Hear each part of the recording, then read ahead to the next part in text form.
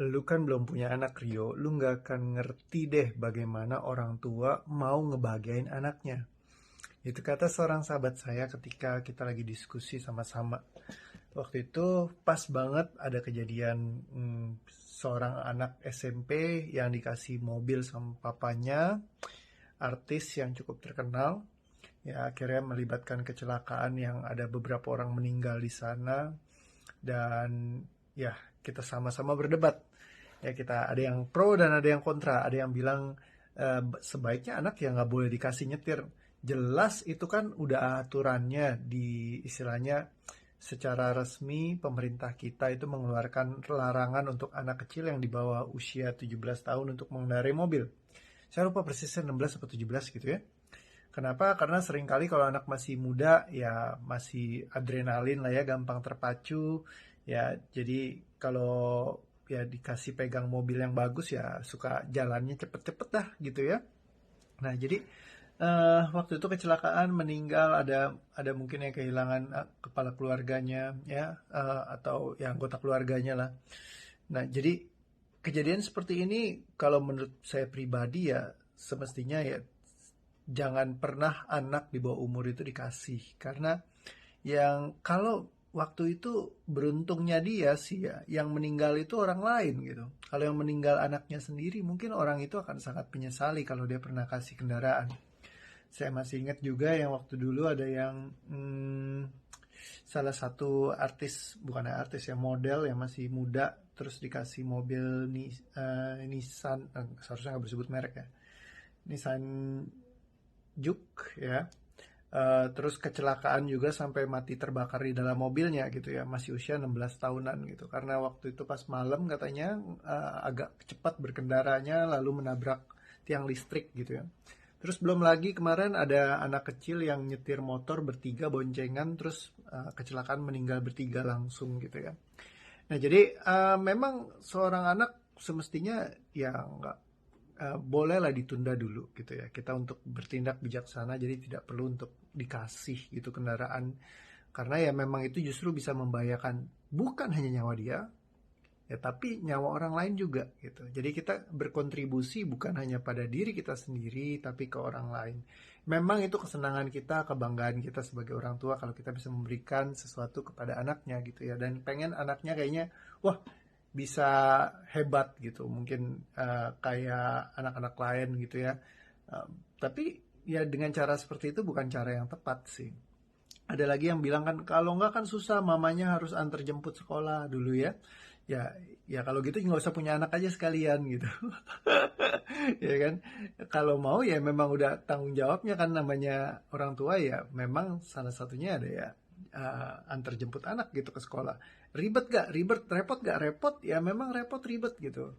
Ya kalau nggak mau ribet ya nggak usah punya anak kan sederhananya seperti itu gitu. Nah cuman dia bilang lu nggak mungkin ngerti cinta kasihnya seorang ayah terhadap anaknya pengen ngasih. Betul cinta boleh tapi jangan berlebihan juga. Kan kita tetap perlu bijaksana. Segala sesuatu yang berlebihan itu tidak baik ya. Jadi kalau misalkan memang belum waktunya ya nggak perlu kita segerakan yang istilahnya sesuatu yang malah bisa membahayakan gitu ya. Nah jadi penting sekali esensinya.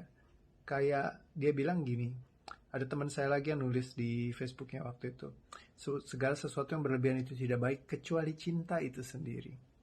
Justru cinta yang berlebihan juga tidak baik ya. Contoh kalau seseorang mencintai seseorang secara berlebihan, ya lebihnya kalau ke tetangga kan bahaya banget gitu ya. Ke istri tetangga, ya jadi cinta istri tetangga kan kacau. Nah, tapi seringkali juga cinta kasih kepada seseorang yang terlalu berlebihan itu juga bisa jadi sangat berbahaya. Saya ngeliat banget kayak kemarin lagi pasangan politik ya misalnya saling mencintai pasangan politiknya masing-masing, pilihannya masing-masing. Yang satu pro si A banget, terus yang satu pro si B banget sampai berantem-berantem ribut-ribut. Bahkan semua kesalahannya si A dianulir sama dia, kesalahannya si B dianulir sama dia. Jadi seolah-olah tidak melihat kekurangannya lagi karena manusia ini seperti Tuhan, seperti dewa yang sempurna banget di mata dia. Nah, ketika kita memegang cinta secara berlebihan, ya itu terkadang seringkali makanya dibilang membutakan. Seringkali kalau misalkan ada Itu gue lihat loh, si pacar lu tuh jalan sama si itu. Enggak lah, nggak mungkin, dia baik kok. Wih, positive thinking, ya kan? Positive thinking terlalu positif juga tidak baik juga. Jadi segala sesuatu yang berlebihan itu tidak baik.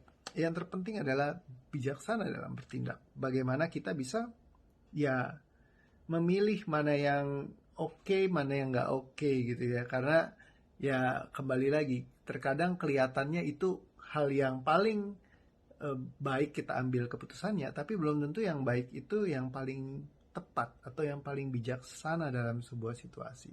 Mungkin kalau boleh saya kasih contoh, contohnya apa ya? Salah satunya yang waktu saya ngobrol sama Pak Joni ya, Joni, eh, beliau pengusaha yang luar biasa banget, bisnisnya sangat besar ya. Wow, itu udah multi miliar penghasilannya ya. Nah, jadi beliau bilang, saya paling senang main golf, dia bilang. Kalau misalkan main golf, saya sering lihat anak saya salah mukulnya. Tapi saya nggak akan ngomong sama dia kalau dia salah mukul. Saya akan lebih memilih untuk diam dulu. Kenapa? Karena kalau misalkan saya kasih tahu, ya dia mungkin nggak akan mau ngerti gitu. Jadi saya tahan dulu aja sampai pas lagi duduk gitu ya. Dia baru nanya, aduh kenapa ya pukulanku kok nyasar melulu gitu ya. Nilainya kalah sama papa. Nah, baru gua kasih tahu, yo kata dia gitu. Nah, jadi momennya itu boleh ditunda dulu ya. Yang penting waktunya tepat ya, penyampaiannya tepat, dia juga udah siap menerima gitu. Jadi nggak semuanya itu orang siap menerima di waktu yang jadi kita perlu tahu waktunya gitu. Contoh misalkan ketika ada yang minta saran sama saya, misalnya, Pak, gimana Pak Rio? Apakah sudah bagus saya presentasinya? Ya, saya akan cenderung untuk mengatakan, yes, bagus sekali, luar biasa, teruskan saja. Ya, kalau kamu lakukan itu terus kamu akan semakin piawai. Ya, kalau dia minta sarannya dong Pak, udah bagus, tinggal ikutin lagi, jalanin lagi aja. Nah, instead saya memilih untuk mengatakan ya kamu lebih baik diperbaiki seperti ini. Karena saya punya pengalaman yang mungkin saya bisa cerita kepada Anda ketika ada salah satu sahabat saya yang jago banget presentasinya, dia MC luar biasa keren. Ya waktu itu dia bawain dengan sangat baik sekali. Cuman saya lihat ini ada satu hal yang kayaknya bikin dia bisa, kalau saya kasih tahu, bisa optimal banget. Saya bilang sama dia begitu selesai, dia nanya, gimana kok? Bagus gak kok? Bagus bro. Nah, dan kalau lu mau bikin lebih bagus lagi, ini ya yang perlu lu lakukan. Ada A, B, C, dan D. Nah, ini lu lakuin pasti akan bagus banget. Habis itu apa yang terjadi? Besokannya dia nggak mau lagi jadi MC, dia kabur, dia ngilang langsung dari bisnis ini. Gitu ya. Jadi, ya itu salah satu penyesalan saya untuk saya diskusikan ini sama dia. Semestinya mungkin saya memilih untuk tidak membicarakan itu. Tapi saya gatel banget kayaknya kalau nggak dibenerin tuh. Gitu ya. Sering kali kita ketemu momen kayak gitu. Gatel banget kayaknya perlu, mesti, kudu di ngomongin.